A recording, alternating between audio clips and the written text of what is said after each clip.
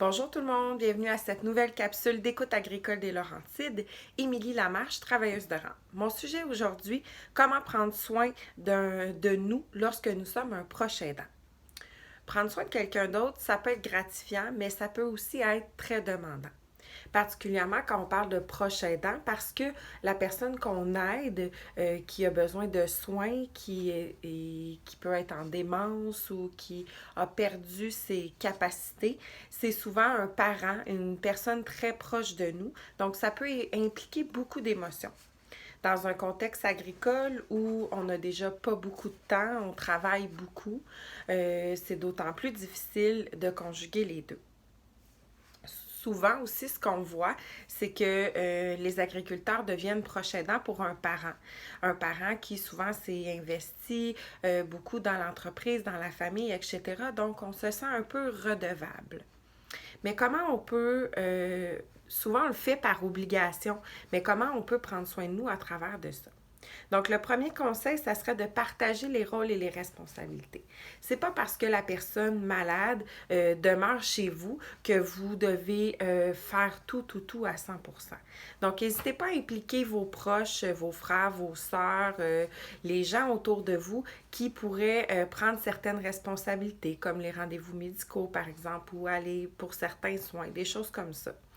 N'hésitez pas aussi à contacter votre CLSC, à contacter les organismes. On peut vous donner des références qui existent pour les proches aidants parce qu'il existe une panoplie de services auxquels vous pourriez bénéficier puis qui pourraient un peu rendre la tâche un petit peu plus facile.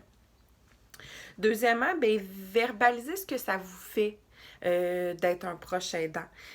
En fait, si on doit prendre soin d'un parent qui est en perte d'autonomie, encore plus s'il est en démence, qui fait de l'Alzheimer, il y a plein de deuil à faire, il y a de l'acceptation, on peut vivre de la colère, de la peine, d'autant plus que ce qu'on constate, nous, dans notre travail, c'est que les gens qu'on accompagne qui sont proches aidants, ben, n'ont pas toujours eu nécessairement une relation toute rose avec leurs parents, ce qui est tout à fait normal. Mais quand arrive cette personne-là ou cette période-là où la personne devient totalement dépendante de nous, puis même peut ne plus nous reconnaître et tout ça, ben des vieilles blessures peuvent revenir à la surface, puis ça peut être difficile. Donc, n'hésitez pas à nous en parler.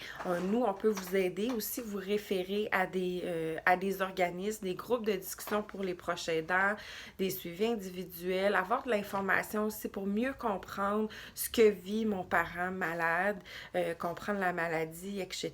Donc, c'est important dans ce processus-là. Troisièmement, bien, c'est d'être capable de déceler les signes de surmenage.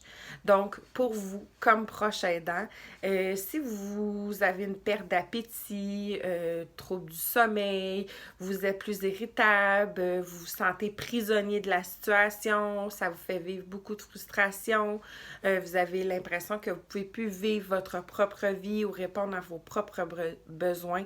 Bref, si vous voyez des signes, des changements au niveau de votre humeur, même aussi au niveau de votre santé physique, parce que des fois, le corps nous parle. Donc, c'est important d'en parler avec un professionnel de la santé pour voir comment il peut vous aider. Puis aussi, ben, ça devrait allumer une petite lumière rouge sur, oh, peut-être que je devrais revoir mes plans ou accepter plus d'aide ou même des fois un placement est malheureusement nécessaire et c'est extrêmement déchirant, mais il ne faut pas y laisser non plus notre propre santé, d'autant plus qu'on a souvent une famille, une entreprise à gérer, bref, ça peut avoir beaucoup d'impact sur notre vie. Nous, dans notre pratique de travail de rang, on en voit de plus en plus, en fait, avec la population vieillissante, des agriculteurs qui prennent soin particulièrement d'un parent malade.